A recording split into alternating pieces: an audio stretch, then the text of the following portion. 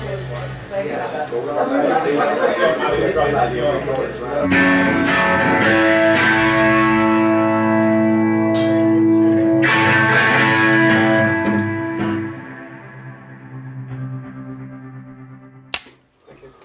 Noel, thank you very much for doing this today. Pleasure.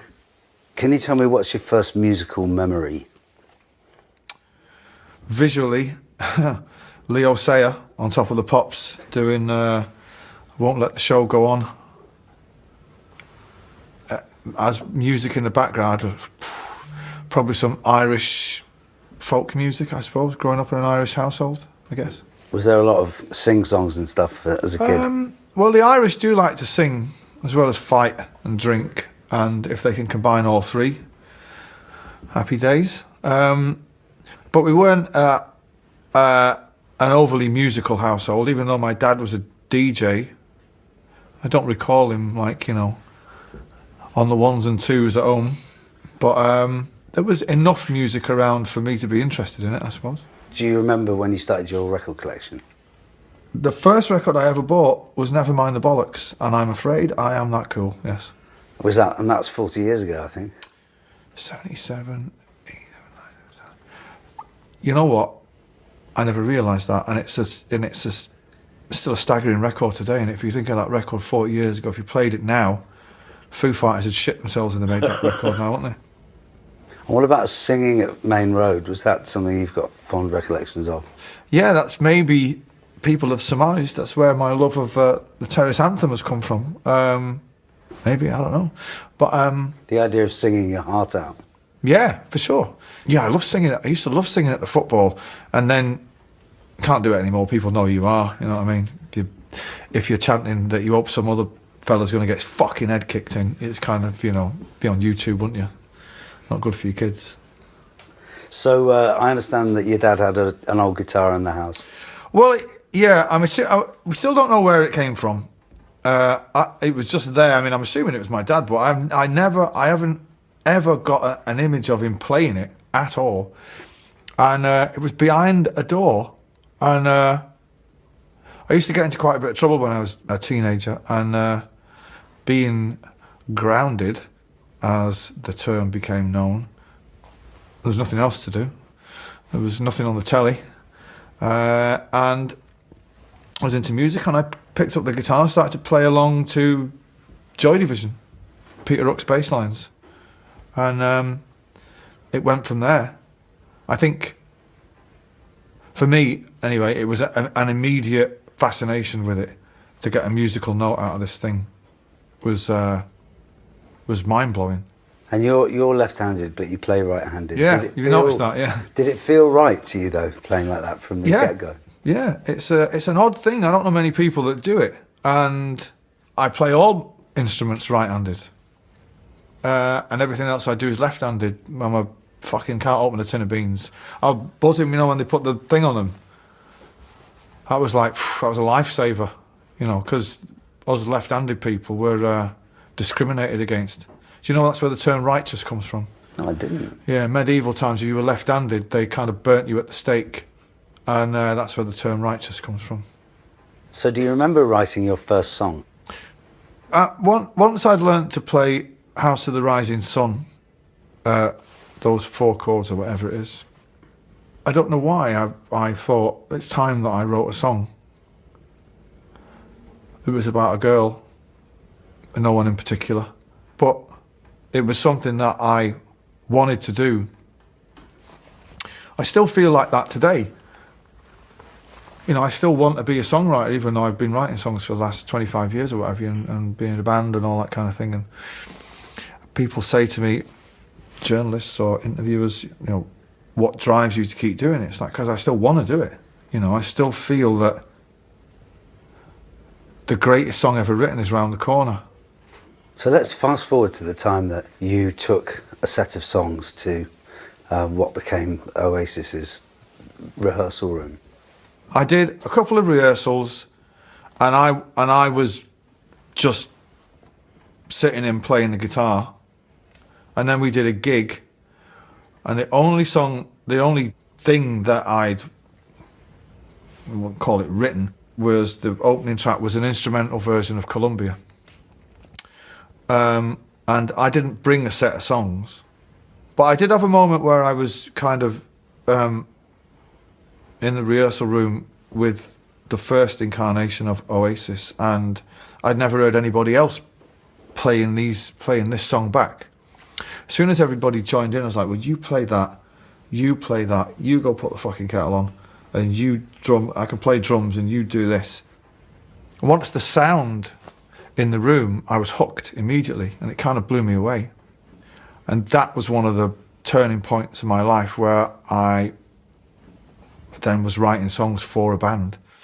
And but you know, the first gig I did with Oasis, I'd only learned to play the guitar standing up about 3 days before, because I'd never owned a guitar strap. I mean, what would you want one for? You know, I'd kind of sitting on the end of the bed, stoned, playing E minor to A, you know, for a month. And what would you need a guitar strap for? You're not going to go busking. And then when it was like, well, we're going to do a gig, and I had to have a crash course in learning to play standing up. And of course, then there was the added stress of trying to choose a guitar strap, you know, the correct one, because it's fucking important, man. You know, I think I went for some kind of cowboy design. I guess it sounds inspiring, the experience of hearing your music played by a band. Yeah. Did that have an immediate impact on you in terms of a writer, the idea of writing for someone else's voice as well? The turning point as a writer was when I wrote Live Forever.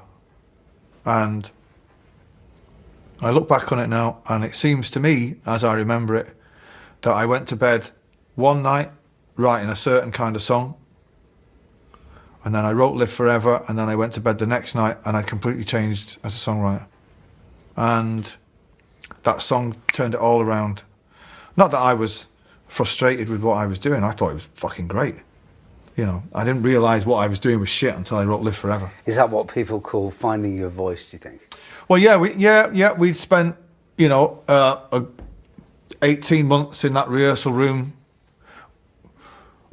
We weren't working on a sound, you know. We had very, very limited equipment, and we just turned it up loud, and that was it. But yeah, you stumble upon something that was natural, and that was it. It sounded. I even at that age, I knew enough about music, and I'd read enough music magazines, and I owned enough records to know that this song that I've written is fucking great. It's not good. It's great. You know, I've struggled to get there since. You know, like I'm saying that not only me. You know what I mean? Anybody who plays guitar is kind of like try and get there. You know, you can't. Tell me about writing Don't Look Back in Anger. Well, I wrote it in Paris. It was raining. It was after a show that we did, and we'd been to a strip club. Is it a song about a stripper? I don't know. I don't think so. I remember being drunk, and I remember writing it. I remember getting up the next morning. We were on the way back to England to do some arenas or something, and my guitar was lying on the floor, and the lyrics were on a kind of table in the hotel room, and I played it back to myself and thought, could be good, could be pretty good if when the band play it, that'll be good. That was it. I never thought anything else of it. People say to me, well, you know, did you realise what that song was going to become? It's like, if I thought that we were sitting here today still talking about it, I'd never have finished it. Because how could it possibly live up to... That song has almost become bigger than Oasis, do you know what I mean?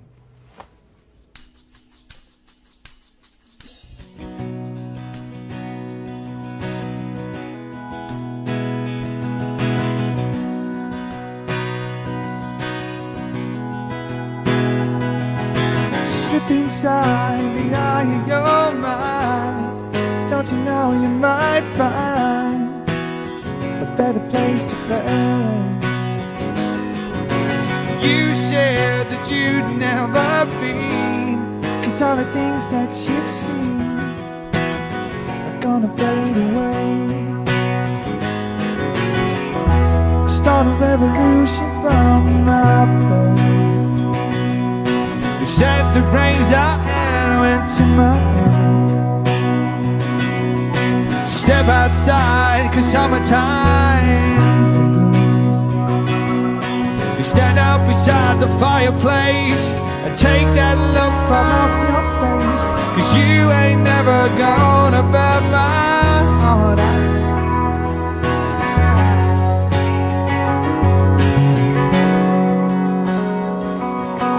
So Sally can wait.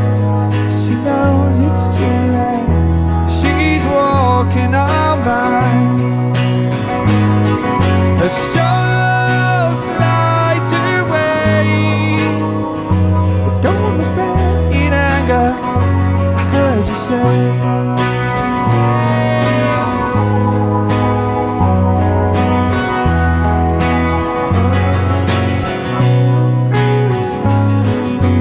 Take me to the place where you go when nobody knows. Well, if it's night or day, please don't put your life in the hands of a rock and roll band and throw it all away. I'll start a revolution from my bed. Said the rains I went to my home. Step outside, 'cause summertime's a blue. Stand up beside the fireplace, take that look from off your face. You ain't never gonna burn my heart out.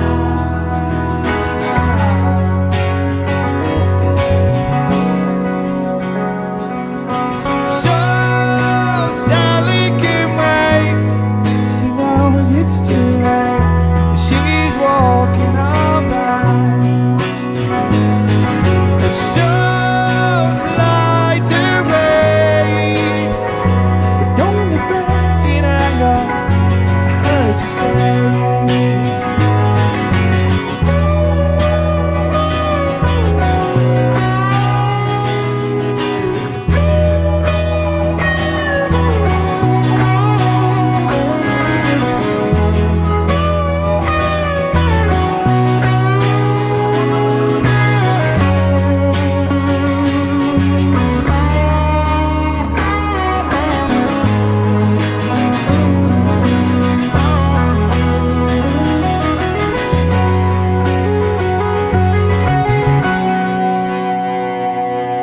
So Sally can wait. She knows it's too late. She's walking on by. The soul's light away. Don't look back in anger, I heard you say. So Sally can wait. She knows it's too late. She's walking on by. The soul's light away. But don't look back in anger. Don't look back in anger. I heard you say.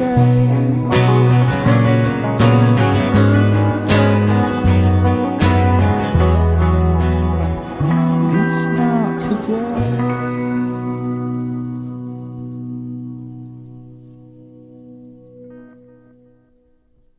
It's got some quite autobiographical lines in it, hasn't it? Like stand up.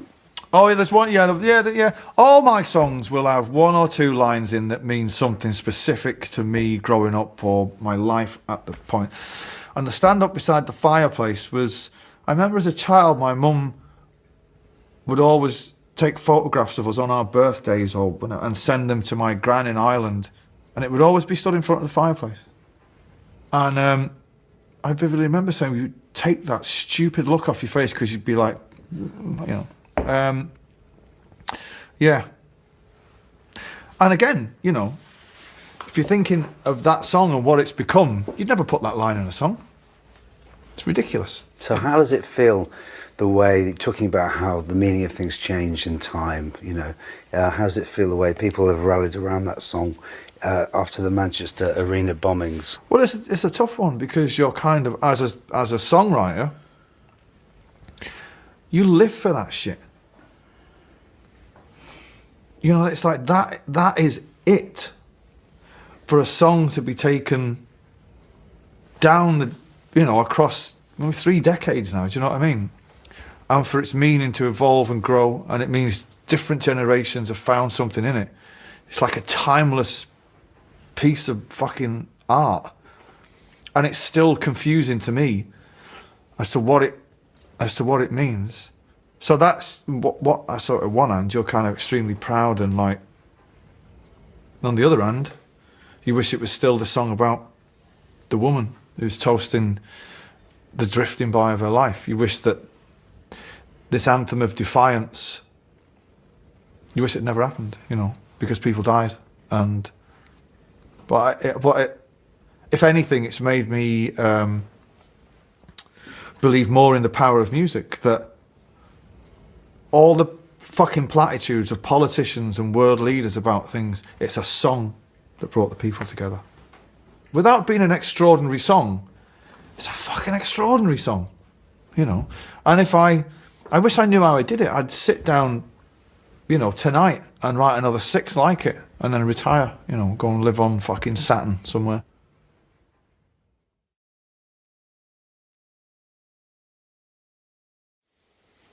Do you always write the music first? Always, yeah.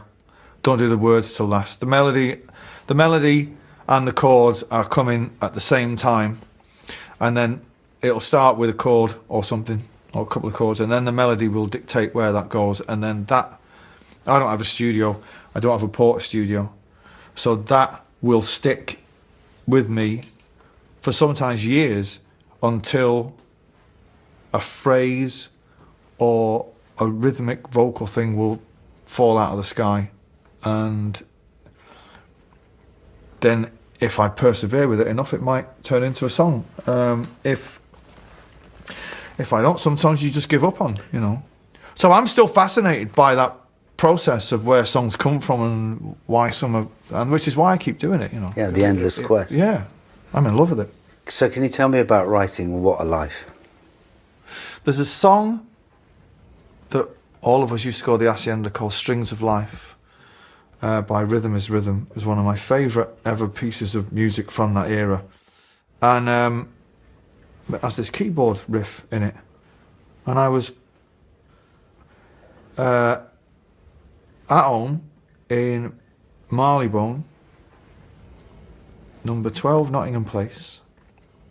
I came up with a guitar thing that lent itself to that, and I thought, oh, maybe do that on the piano. And I went quickly to a studio in Soho, and usually I would round up the troops and we would go down there, but I just went on my own, and there just happened to be like an engineer there. He's only a kid. And I said, can you play the piano?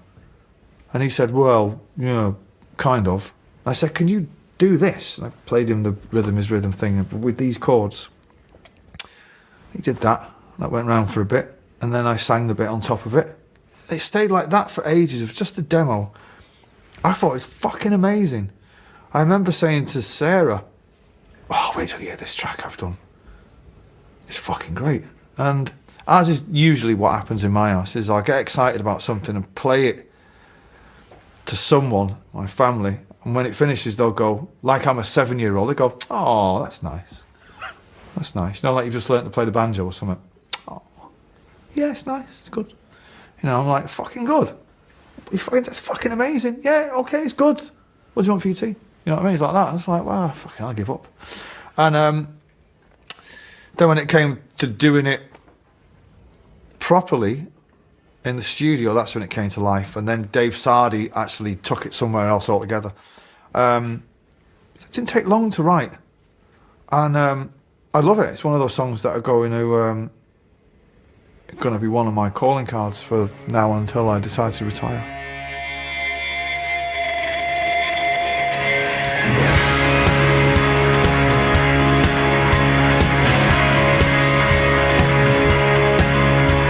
Sunday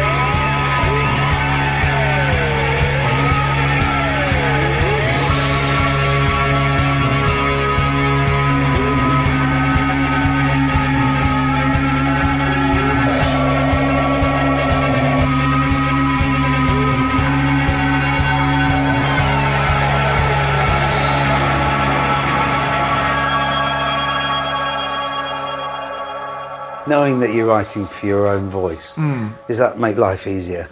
Yeah, and also when you're performing a song live, you know what it's about. That was one of the unique things about Oasis, but unique to us and the Who, really. That, you know, myself and Pete Townsend would exclusively write the songs, and then another fellow would sing them.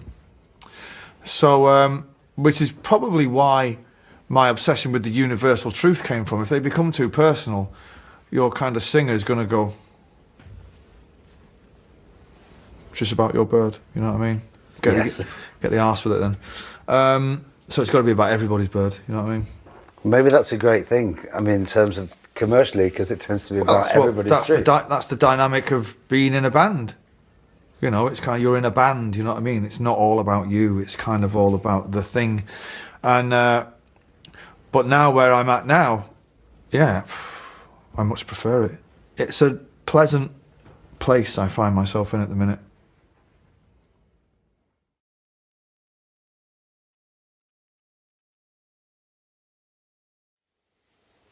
Tell me about making this new album with David Holmes. Well, this is completely different. You know, this was going to the studio. He insisted that I bring no songs whatsoever. He wanted to be there at the creation, and he wanted to direct it. And I was more than willing to let him. And I entered into it with a spirit of adventure and just to see where it went. I couldn't have made this record in a band. There's absolutely no way. There's no way. I mean, if people were behaving like schoolgirls over cigarettes and alcohol, you can imagine what it would have been like when a French bird and a cape showed up. You know what I mean? So, but David was great. You know, I would be writing stuff in the studio and he would say, no, sounds like Oasis. I've heard you do that before. That melody is, you do that all the time, do something else. And, you know, do something different. It's possibly the most vaguest direction you could ever say to somebody. It's like, well, what does that mean? But after a while, and I'd say about a year, when I kind of got to know him better and what he liked when I was doing it, kind of became easier.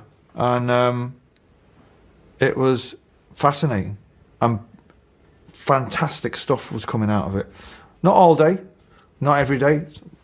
We'd do sessions not knowing, you know, what you were going to get. You know, I came home from the studio, this is just one particular night, and, you know, Sarah said, I was studio today, and I was like, you know what, I really don't know. She's like, well, what have you been doing? I'm like, I've been playing a synthesizer for 7 hours. She's like, you can't play a synthesizer. I went, I know. I know, but I think it's going to be fucking great, you know. And it's my favourite record I've ever done. And until I make another one, it'll remain that way. I love every track on it, every track. I'm still listening to stuff on it, thinking, what is that? What is it? Is it a guitar? Is it a synthesizer? Oh, fuck knows, I don't know. Oh no, oh no. No, it's a pair of scissors.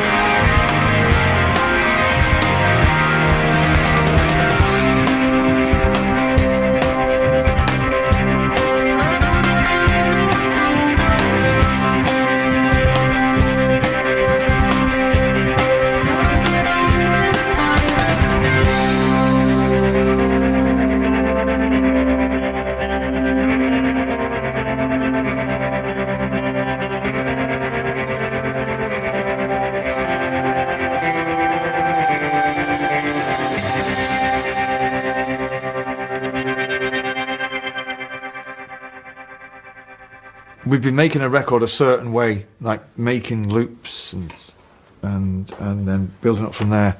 And then this is another one. David just turned and said, "Have you got any riffs? Any guitar riffs?" And I'm like, I don't know. And I was playing something. No, that's Oasis. I got kind of that one. No. This one? No. And when I played the riff, he went, "That's great. What's that?" And I was like, "I've had it for ages." Then I remember writing the chorus chords and Dave loving that. I remember being in the studio when I went to record the vocals and I thought I'd had the chorus. And I recorded this chorus, took it back to the studio where he was, and he's, "No, not having it." And I was like, "Well, it's fucking great." And he's like, "No, it sounds like Oasis." I wrote another chorus, he didn't like that. And one day I was walking out of the studio and one of my oldest friends, Paul Stacey, who's engineered tons of my stuff, said the immortal words, "What would David Bowie do?" And I was like, what would David Bowie do? Then it's kind of put me back down, I went back and went, okay. And we listened to Bowie for ages. And the chorus appeared from fucking out of nowhere through a puff of smoke. And I went home, wrote some words for it, came back, and the title Beautiful World just appeared. Then there was the gap, and David was saying, what are we going to do with this bit? And I was like, I hear spoken word. And for some reason, French is what I heard, I don't know why. And he had, as luck would have it, I've got this thing, this sample, and it's from a French record. And the tone of it was great, it was like a call to arms kind of thing. And we flew that in the bit and it sounded great, but we couldn't use the sample. So David said, well, we'll get somebody to do something. Enter Girl in Cape. And to announce the end of the world. And when I heard it, I was like, it's fucking great. Great, it's great, it's great, it's great. Loved it. It wasn't until weeks afterwards that I had to get a translation of it, and I was like, oh, I don't do the end of the world, you know what I mean? I fucking don't do the end of the world. I wish, if the one thing I could change on this record, it would be in that bit she says, hold on to your loved ones, it's only the end of the world. I've changed that now to hold on to your loved ones, it's not the end of the world. But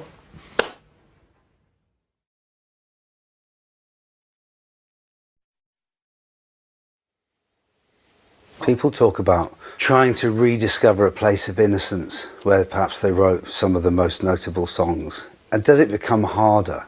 I found it because I wrote the first two albums, the bulk of the first three albums in Manchester, in my flat, number 47, India House on Whitworth Street. Don't go ringing the bell because a mate of mine lives there now. Fucking. Once that initial first three records were out of the way, you sold a lot of records. It's like, what are you going to write about? You know, you can't write about the joys of sitting in the park with a, bottle of cider and a tape recorder, cigarettes and alcohol. Clearly, that's not your life anymore. I did struggle with that for a while. It took me a while to realise that what I should be writing about is the universal truths of life. Like, we all love and lose, and we all feel those things. It doesn't matter how famous you are or how successful you are. Your heart still gets broken, you know what I mean? You still feel shit about things that you see on the news and stuff like that. So, yeah, initially it was kind of like, you can't really write songs about hanging out with supermodels. I mean, you can write one, and it better be fucking good, you know what I mean? But so that was an intense period of creativity for you. Initially, I'd say from 93, I would say 93 and 94 is where I wrote the big famous songs. I went back to the flat the other day. I had some American TV show, I was doing a documentary about me. I went back to the flat, and I can assure you, I thought maybe the surroundings had something to do with it. Yeah, it's just a little box flat in Manchester. So, but I've always been a dreamer, and I must have always subconsciously felt I was going to leave Manchester, because all those songs to me sound about, looking towards a metaphorical horizon and thinking, I wonder what's over there, And I've always been an inquisitive child. hence me picking up the guitar behind the kitchen door and seeing what it did, you know. So tell me about the fantastic track, Holy Mountain. It was one of the first things that we did, and it was a sample that David had in his library, and we'd met the first time we went to Belfast. We'd met the night before, we had a drink and played some records and got there the next day, and he had the sample from a track called Chewing Gum Kid by a band called The Ice Cream, who I know fucking pretty much anyone that's ever made a record, and I was like, who? And it was the riff, you know, the and that was it. And it went round for ages. And he was saying, what do you think of this? And I was like, instantly went, I fucking love it. It's so annoying. I love it. And he said, do you think you could write a song around this? And I went, if it fucking kills me.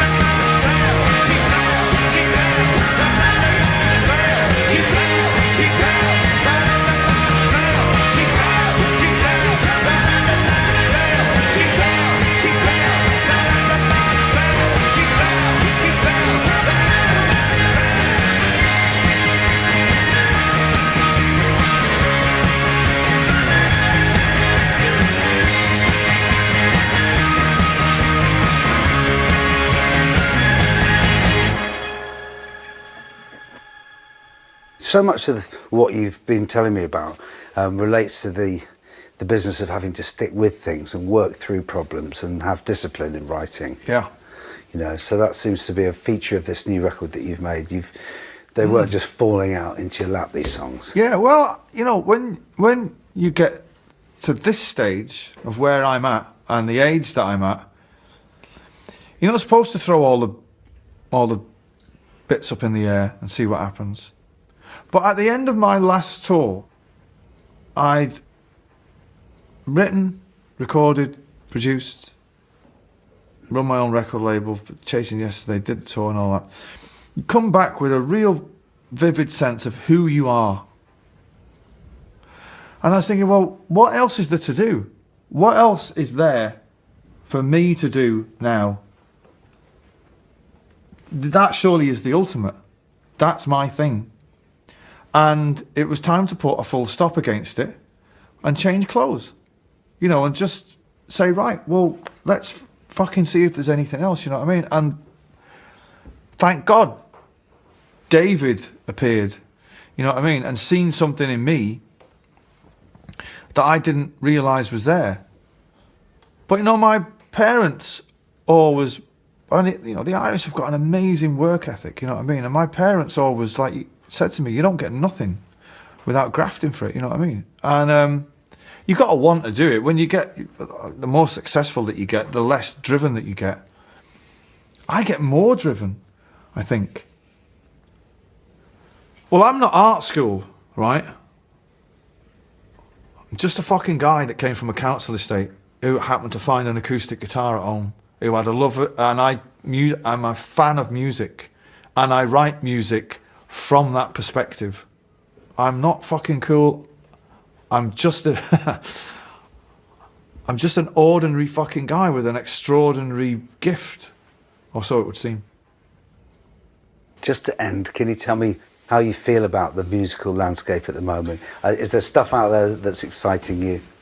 Well, I'm just getting taught for the next hour about music and songs and all that, but the landscape is forever changing. And I guess the main thing now is, by the end of this decade, music will be exclusively for rent.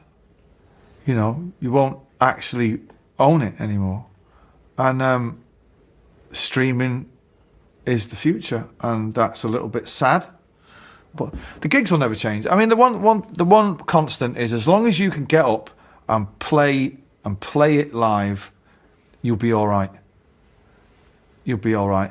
Because really, every other fucker's having songs written for them these days. There's only mugs like me and Weller, fucking Johnny Marr and McCartney, you know, slaving over a fucking line of a song, you know, that you won't finish for 3 years because there's just one bit of it not particularly right. Every other fucker goes into work in the day and says, okay, so what have you got for me? Like, you know, but that's the modern world, you know. We are the last of a dying breed. It'll never change for me. I still, along with Weller and Johnny and McCartney and fucking everybody, Dylan and all that mob, Neil Young, I'd imagine we all consider ourselves to be album artists, and they're important to us, you know. I still will have, you know, meetings, spend thousands, fucking more money than you really should on artwork, scrapping it and trying to get it right. Nobody gives a shit. For iTunes, it's that fucking big. You know what I mean? You've got to put your glasses on to look at it. But, you know, really, when you break it all down, it's all about the song, innit? And as long as you've got good songs, really the rest of it doesn't really matter.